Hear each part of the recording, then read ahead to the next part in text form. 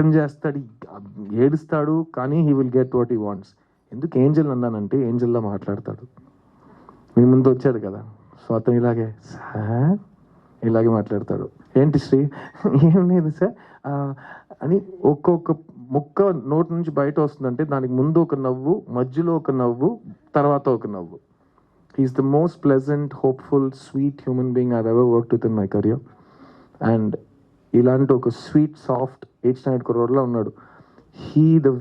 The way he made all of these people work, dance to his tunes, nizanga, that's the making of a director.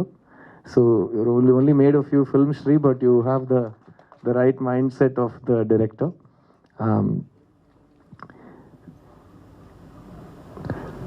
Family is very important. Dreams are very important.